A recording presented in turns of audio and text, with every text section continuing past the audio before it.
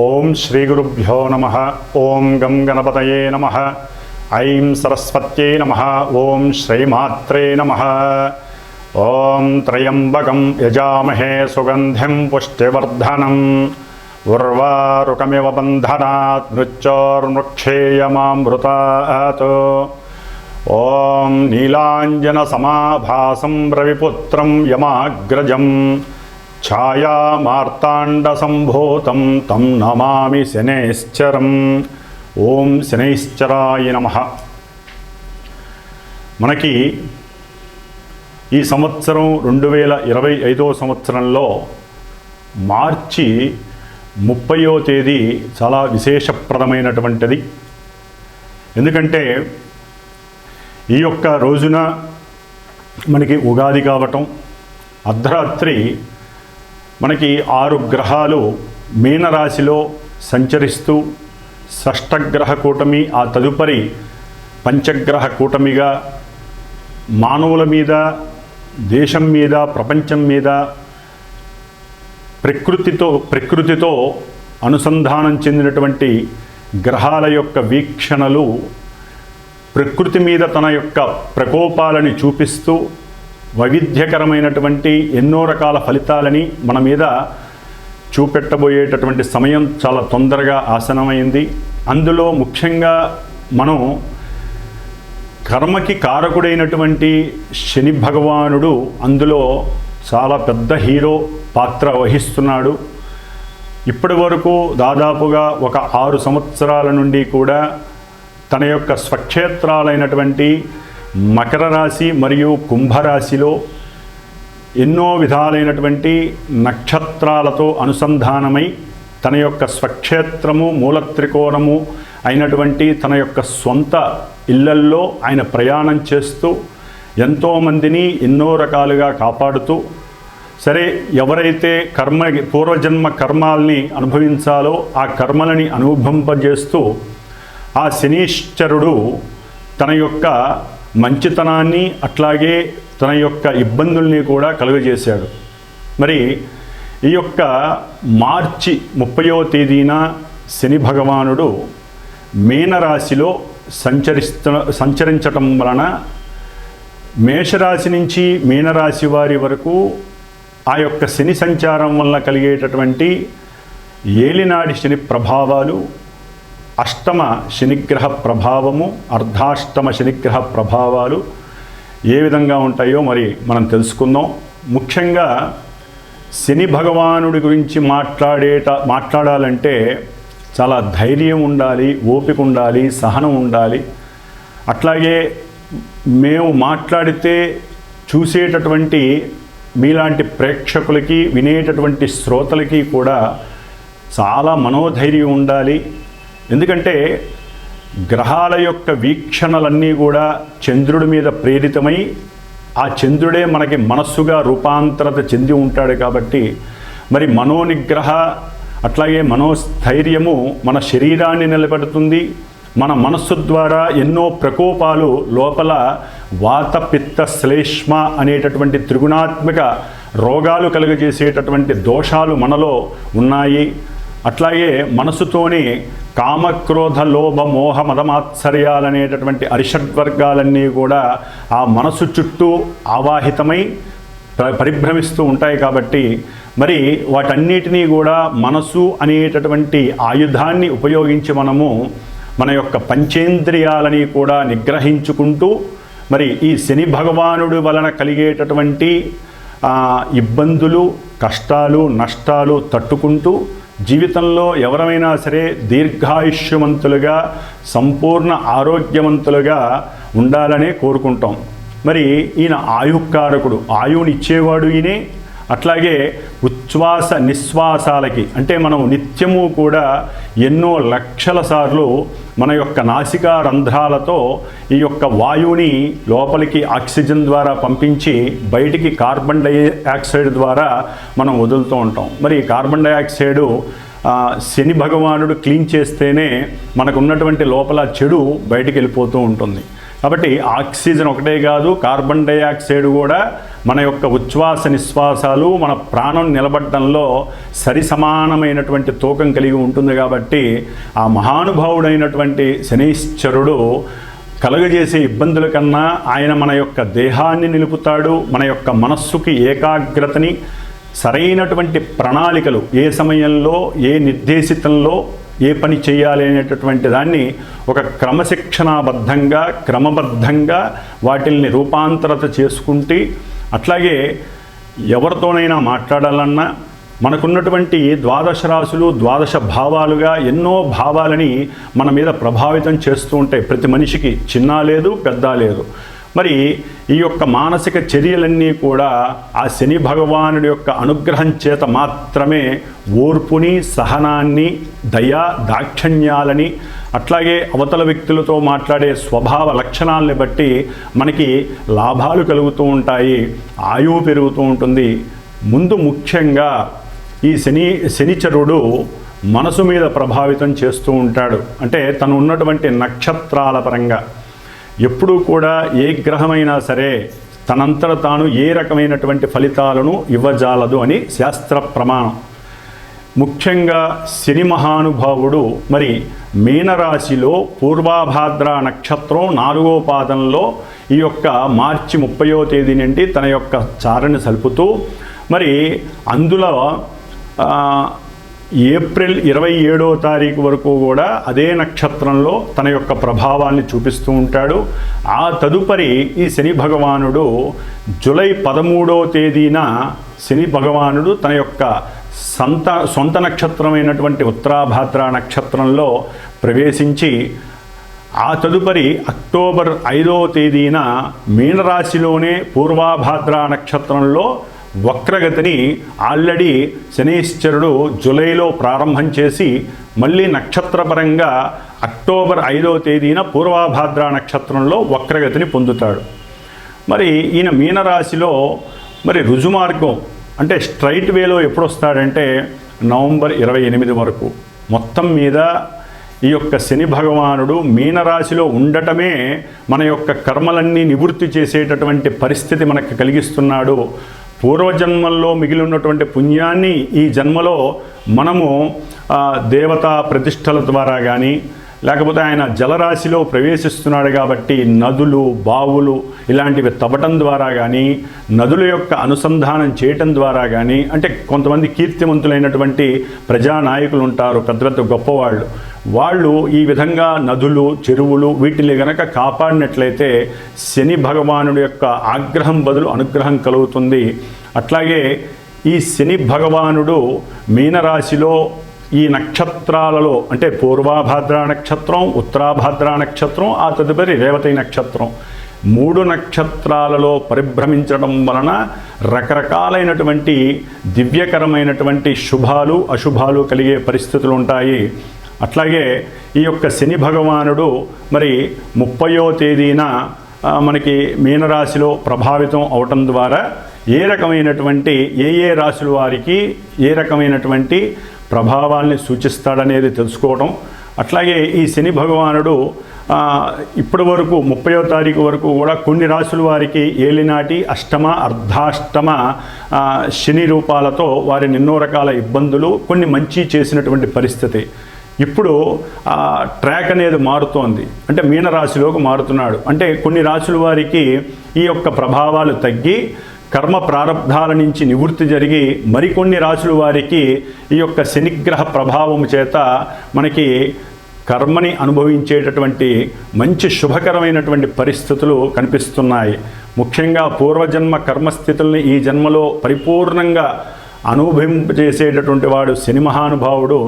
మరి ఒక బంగారపు ముద్దని మనం గనక ఏ విధంగా అయితే పలు రకాల యాసిడ్స్లో ముంచి వాటిని బంగారపు ఆభరణంలా తయారు చేసి మనం ధరిస్తే ఎంత దగదగా మెరిసిపోతూ 10 మంది యొక్క ఆలోచనలు వారి యొక్క దృష్టి మన మీద పడి మనల్ని మెచ్చుకుంటారో ఆ విధంగా ఒక బంగారపు ఆభరణాన్ని 7.5-8 సంవత్సరాలు ఆయన ఈ మీనరాశిలో ఉండి కొంతమంది నక్షత్రాల వారికి, రాసుల వారికి ఆ బంగారపు ఆభరణం ఇచ్చేటటువంటి విలువైనటువంటి పరిస్థితిని ఈ శని భగవానుడు కలుగజేస్తున్నాడు. కాబట్టి ఆ రాసుల వారు తగినట్టుగా రెడీగా ఉండండి.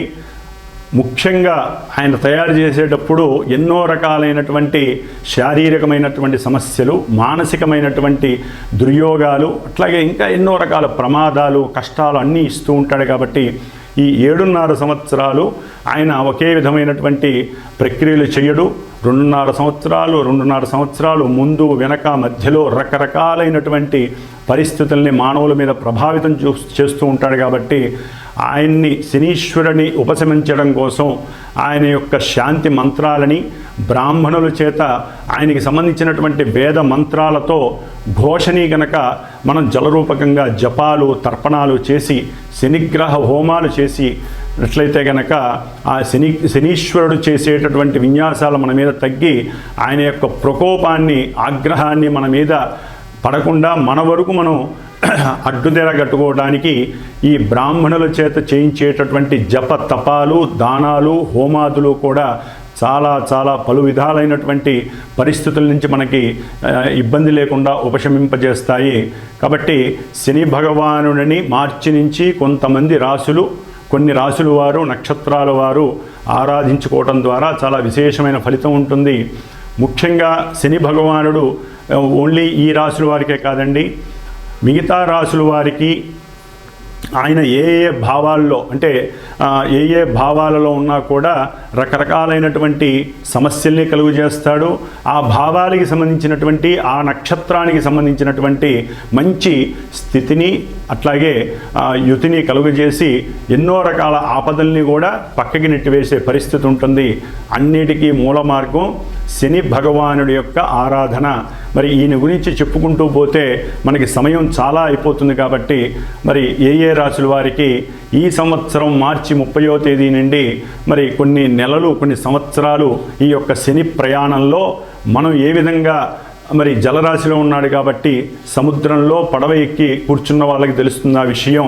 కాబట్టి ఎన్నో రకాలైనటువంటి మనకి ఆటుపోటులు కనిపిస్తూ ఉంటాయి. మళ్ళీ ఆ సముద్రం కాబట్టి అలలు ఎగిసిపడుతూ మనం వాటిని ఎలా తప్పించుకోవాలో కూడా ఆ శని భగవంతుడు మనకి కలుగజేస్తాడు. అన్నిటికీ మూల మార్గం ధ్యానము. ఎందుకంటే మీనరాశి అనేటటువంటిది రాశులన్నిటిలో కూడా మోక్ష మార్గాన్ని చూపించేటటువంటి రాశి కాబట్టి మరి దీంట్లో కర్మకారకుడైనటువంటి శని భగవానుడు ప్రవేశించేటటువంటి ఈ సమయం అందరికీ కూడా అనుకూలమైనటువంటి సమయంగా భావించండి. ఎక్కడ భయపడకూడదు, ఎక్కడ అధైర్యపడకూడదు. ధైర్యంతో ఆయన్ని గనక మనం మానసికంగా ఆరాధిస్తే, హనుమంతుల వారిని, పరమేశ్వరుణ్ణి గనక ఆరాధిస్తే మనకి శని యొక్క బాధలు లేకుండా తప్పించుకోవడానికి ఉత్తమమైనటువంటి మార్గాలు చాలా ఉన్నాయి. అవి పర్సనల్గా ఎవరైనా సరే వాళ్ళ యొక్క జాతకంలో ఉన్నటువంటి గ్రహస్థితిని బట్టి కూడా ఇప్పుడు ప్రజెంటు ఈ యొక్క గోచారంలో శని ఉన్నటువంటి నక్షత్రాలు, శని ఉన్నటువంటి రాశులలో సమన్వయం చేసుకుంటూ చెప్పించుకున్నట్లయితే ఇప్పుడు చెప్పేటటువంటి అందరూ చెప్పేటటువంటి ఈ యొక్క శనిగ్రహ ఇబ్బందికరమైనటువంటి ఫలితాలు ఏమీ జరగవు. ఎందుకంటే వారికి నడిచే దశలు, అంతర్దశలు వేరే ఉంటాయి, ఆ నక్షత్రాలు వేరే ఉంటాయి. కాబట్టి అందరికీ ఒకే రకంగా ఈ యొక్క ప్రభావాలు జరగవు. కాబట్టి ఇది విని కొంతవరకు ధైర్యాన్ని అట్లాగే ఉపశమనాన్ని పొందటానికి మాత్రమే ఈ యొక్క గోచారాన్ని, శనిగ్రహ ఫలితాలని మాత్రం వినాలని మనసారా కోరుకుంటున్నాను. కాబట్టి ఇక మేషరాశి నుంచి మీనరాశి వారి వరకు ఈ యొక్క శనిగ్రహ ప్రభావం ఏ విధంగా ఉంటుందో తెలుసుకుందాం. ఓం శ్రీమాత్రే నమః. ఓం శ్రీమాత్రే నమః. ఓం శం శనైశ్చరాయ నమః. ధనుస్సు రాశి. ధనుస్సు రాశి వారికి మార్చి 30వ తేదీ నుండి అర్ధాష్టమ శని ప్రారంభమవుతోంది. మరి ధనుస్సు రాశి వారికి ఈ 3 ఏళ్ళ బట్టి చాలా బాగుంది అని చాలామంది మాలాంటి విశ్లేషకులు, జ్యోతిష్య పరిజ్ఞానం ఉన్నవారు చాలామంది చెప్పున్నారు. సరే, వారి యొక్క పర్సనల్ జాతకరీత్యా కర్మాలని అనుభవించి ఉండొచ్చు, చాలా మంచి కూడా జరిగి ఉండొచ్చు చాలామందికి. కొంతమందికి వారి యొక్క జన్మజాతకరీత్యా ఎన్నో ఇబ్బందులు కూడా కలిగి ఉండొచ్చు, అది తర్వాత విషయం. అయితే ధనుస్సు రాశి వారు ఇప్పుడు జాగ్రత్తగా ఉండాల్సినటువంటి పరిస్థితి ఎదురవుతోంది. అర్ధాష్టమ శని, ఏలినాటి శని ఎంత గొప్పదో, అష్టమ శని దానికన్నా ఎంత గొప్పదో, అంటే కర్మల్ని అనుభవించడానికి ఈ అర్ధాష్టమ శని ఆ రెండింటికన్నా పెద్దదిగా, అంటే ఆ రెండు కలిపితే ఏ విధంగా అయితే అనుభవిస్తాడో దాన్ని అనుభవించే పరిస్థితులు ఎదురవుతాయి. ఈ అర్ధాష్టమ శని అంటే సమస్త సంకటాలని, ఇబ్బందులని, కష్టనష్టాలని ఎదుర్కొనేటువంటి కంటక శని అని కూడా అంటారు. మరి కంటకాలంటే అన్ని రకాల సమస్యలు, ముఖ్యంగా ఏ మనిషికైనా సరే సౌఖ్యంగా ఉండాలనే కోరుకుంటాడు. అంటే మనకి ప్రతి మనిషికి తన చుట్టూ ఉన్నటువంటి భార్య పరంగా, కుటుంబ పరంగా, గృహపరంగా, తల్లి పరంగా, చివరికి తినే తిండి దగ్గరైనా సరే తనకి ఇష్టమైన పదార్థాలు తినాలని, దానికి తగ్గట్టుగా కుటుంబంలో అలా చేసి పెట్టాలని, గృహంలో సౌఖ్యము ప్రధానం. ప్రతి మనిషి, చిన్న పిల్లల దగ్గర నుంచి ఇప్పుడు పసిపిల్లలు ఉంటారు, వారికి ప్రదేశం మారితే ఇబ్బందులు. అట్లాగే సౌఖ్యస్థానం ఇప్పుడు దెబ్బతింటోంది. అంటే వారికి సరైన సమయానికి కష్టపడి వచ్చినా కూడా సరైన భోజనం దొరకదు. అట్లాగే ప్రతి మనిషికి తల్లి ప్రేమ చాలా ప్రధానమైనటువంటిది. అంటే చిన్నప్పుడే కాదు, ఆ మనిషి చివరి క్షణం వరకు తన తల్లితో గనక ఉన్నట్లయితే, ఎక్కడైనా సరే దూరంగా ఉన్నా ఎక్కడైనా, మరి తల్లి వలన సరైనటువంటి ప్రేమ, ఆదరణ, ఆప్యాయత ఇవన్నీ కూడా సౌఖ్యానికి సంబంధించినవి. అవి గృహంలో దొరక్కపోతే ఆ వ్యక్తి అతలాకుతలమైపోయి సముద్రంలో మధ్యలో ఉన్నట్టుగా భావిస్తాడు. ఎన్ని రకాలైన సమస్యలైనా ఉండనివ్వండి, ముఖ్యంగా ఈ యొక్క చతుర్థంలో ఉన్నటువంటి శని మీనరాశిలో ఉండి కన్యారాశిని చూడడం ద్వారా వీరికి వృత్తిలో ఎవరైతే సేవకా వృత్తిలో ఉన్నా, లేకపోతే రాజకీయ నాయకులు కానివ్వండి, లాయర్ వృత్తి చేపట్టిన వారు కానివ్వండి, ముఖ్యంగా వ్యాపారస్తులు ఎవరైతే ఉన్నారో వారందరికీ కూడా కొంత అసౌకర్యకరమైనటువంటి పరిస్థితులు ఎదురవుతాయి. ఐటీ పరమైనటువంటి ఇబ్బందులు, అంటే ఇన్కమ్ ట్యాక్స్కి సంబంధించినటువంటి పరిస్థితులు ఎదురవుతాయి. అట్లాగే ప్రయాణం, ఈ ధనుస్సు రాశి వారు ఎవరైతే ఉంటారో ప్రతి ప్రయాణంలో ఆటంకాలు, అడ్డంకులు, ఆర్థికపరమైనటువంటి నష్టాలు కలుగుతాయి. ఎవరైనా సరే గృహాన్ని నిర్మించుకోవాలి అని అనుకుంటారో వారు కొంత ఆలోచించుకొని ప్రయత్నం చేయండి, తొందరపాటుగా చేయకండి. ఎందుకంటే కొంచెం ఇబ్బందికరమైనటువంటి పరిస్థితులు. నెక్స్ట్ ఇంకా చాలా టైం ఉంది, ఆ టైంలో ఆ గ్రహం మిమ్మల్ని శాసించినప్పుడు చేసుకోవచ్చు. తొందరపడి మాత్రం ప్రారంభం చేయకండి. ఆర్థికంగా నష్టపోయే పరిస్థితులు ఎదురవుతాయి. చేసినటువంటి అప్పులు వాళ్ళు కూడా మీకు బెడదగా తయారవుతారు. వారు మిమ్మల్ని పెట్టేటటువంటి క్షోభకి చాలా అసౌకర్యవంతంగా ఫీల్ అయ్యి మానసిక వేదన ఎక్కువగా ఉంటుంది. గృహంలో అన్నదమ్ముల మధ్య కొంత అసౌకర్యకరమైనటువంటి వాతావరణం ఏర్పడుతుంది. మాట అనుకొని మధ్యలో వచ్చినటువంటి తల్లికి కూడా అగాధం కలిగి వారు గొడవలు కయ్యాల వలన తల్లికి ఆపద కలిగేటటువంటి అవకాశం ఉంటుంది. ఎందుకంటే చతుర్థ స్థానంలో శని మహారాజు ఉన్నాడు అంటే తల్లికి గండంగా భావించేటటువంటి పరిస్థితి.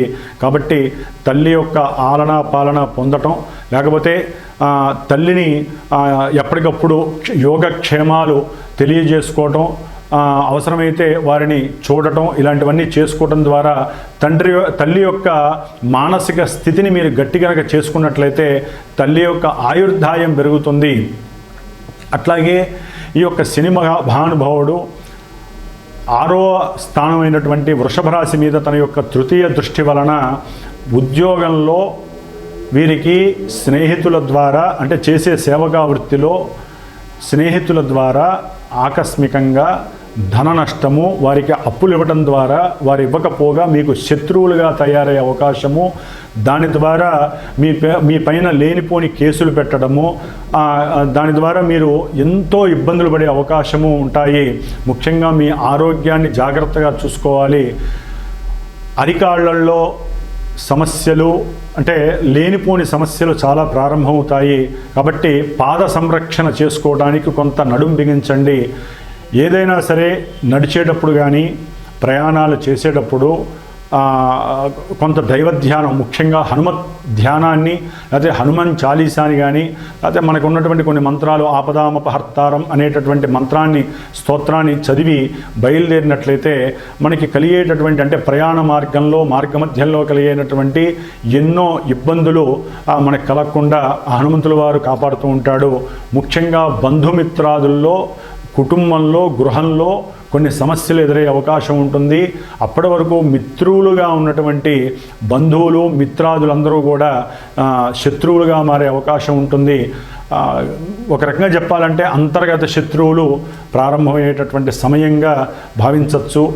మీరు ఎదుగుతున్నటువంటి పరిస్థితి, ఎవరైనా సరే ఉద్యోగ ధర్మంలో వాళ్ళకి ప్రమోషన్ వచ్చి ధనలాభం చక్కగా వచ్చిందనుకోండి, అది చూసి కుటుంబంలోనే శత్రువులు మీకు బీనైపోతారు.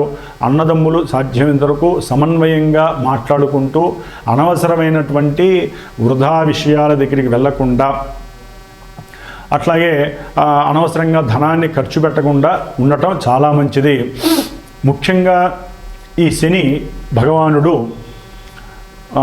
విద్యార్థులకి పోటీ పరీక్షలలో కొంత ఇబ్బందులు, వారి యొక్క మానసిక ఆలోచనలు పరిపరి విధాలుగా వెళ్ళటం వలన సరైనటువంటి కాన్సన్ట్రేషన్ లేక వారు రాసేటటువంటి వ్రాత పరీక్షల్లో విద్యార్థులు కొంత ఇబ్బందుల్ని ఎదుర్కొనే పరిస్థితులు కనపడుతున్నాయి. ప్రజెంట్ ఈ నెల రోజులైతే బాగానే ఉంటుంది. ఏప్రిల్ తర్వాత మాత్రం, ఏప్రిల్ 27, 28 తర్వాత ఎప్పుడైతే శని భగవానుడు సొంత నక్షత్రంలో అడుగుపెట్టినప్పుడు వీరి యొక్క ఆలోచన దృక్పథం మారుతుంది. వీరు రాసే వ్రాత పరీక్షల్లో కొంత అనాలోచన వీనవుతుంది. శ్రద్ధ పెట్టలేరు. కుటుంబ సమస్యలు, గృహ సమస్యల వలన, తల్లి యొక్క ఆదరణ సరిగ్గా లేకపోవడం వలన వీరు రాసే ఎగ్జామ్స్ మీద కాన్సన్ట్రేషన్ చేయరు. కాబట్టి ఒకటే, విద్యార్థులు సరైనటువంటి అవగాహనతో చదవండి, సరైన ప్రణాళికలు తయారు చేసుకోండి. ఎన్ని కష్ట నష్టాలు వచ్చినా తల్లి యొక్క అనుగ్రహం పొందండి. ఆదరణ లేకపోయినా సరే మీరు తల్లిని ఆదరించండి. తల్లి పాదాలకి నమస్కారం చేసుకుంటే ఎటువంటి విజయమైనా మీరు సాధించగలుగుతారు. లేకపోతే మీ బుద్ధి, చేతనత్వం దెబ్బతింటుంది. రాసే ఎగ్జామ్స్లో మీరు సౌకర్యవంతంగా రాయలేరు. అట్లాగే మీరు ఎగ్జామ్స్కి వెళ్ళేటప్పుడే ముందుగానే మీకు సంబంధించినటువంటి ఆ ఎగ్జామ్స్ ఐటమ్స్ ఉంటాయి కదా, అవి జాగ్రత్తగా చూసుకుని వెళ్ళండి. ముఖ్యంగా ఎండాకాలం కాబట్టి వాటర్ బాటిల్స్ అవి కూడా జాగ్రత్తగా ముందుగానే తీసుకువెళ్ళండి. ఎన్ని ఇబ్బందులు ఎదురొచ్చినా సరే మీ యొక్క స్వశక్తితో, స్వయం కృషితో, గురువుల్ని ఆరాధించడం ద్వారా దేవాలయాలకు వెళ్ళి మీరు ఎగ్జామ్స్కి వెళ్ళడానికి ప్రయత్నం చేయండి. లేకపోతే ఇంట్లోనైనా సరే మీకు ఇష్టమైనటువంటి దైవాన్ని ప్రార్థన చేసుకొని చక్కగా ఎగ్జామ్స్కి కనుక వెళ్ళినట్లయితే మీరు ఆ యొక్క ఎగ్జామ్స్లో అంటే మంచి ఉత్తీర్ణత శాతాన్ని కూడా పొందే అవకాశం ఉంటుంది. వీరు ఆరోగ్య విషయంలో కొన్ని జాగ్రత్తలు తీసుకోవటం చాలా చాలా ఉత్తమమైనటువంటి విషయంగా మీరు పరిగణించాలి. ఏదేమైనప్పటికీ ధనుస్సు రాశి వారికి ఈ యొక్క కంటక శని ఎలా ఉంటుందంటే, ముళ్ళుతోనే తీయాలి. మనకి ఏదైనా ముళ్ళు గుచ్చుకుంటే సన్న సూదితో కానీ, లేకపోతే అదే ముళ్ళు ఇంకేదైనా ముళ్ళుతో తీస్తేనే అది బయటకు వస్తుంది. కాబట్టి ఆ యొక్క ఆలోచన శక్తి కూడా మీకు పెంచుకోవడానికి ప్రయత్నం చేయండి. అనవసరమైనటువంటి విషయాల జోలికి వెళ్ళటం కానీ, గృహంలో తల్లితో విరోధం తెచ్చుకోవడం కానీ చేయకండి. ఏది ఏమైనప్పటికీ కూడా ఈ యొక్క ధనుస్సు రాశి వారికి ఇబ్బందికరమైనటువంటి పరిస్థితులుగా మనం పరిగణించుకోవాలి. దైవారాధన వలన, శనీశ్వరుడి యొక్క జప హోమాదుల వలన మాత్రమే మీరు దాన్ని అధిగమించగలుగుతారు. అర్ధాష్టమ శనిగ్రహ దోషం పోవటానికి ఏ ఏ మార్గాలైతే ఉన్నాయో అవన్నీ మీరు ఆచరించడం ద్వారా చాలా చక్కగా ఆ యొక్క 3 సంవత్సరాలు, 2.5 సంవత్సరాలు మీరు కొనసాగించవచ్చు. ఓం శ్రీమాత్రే నమః.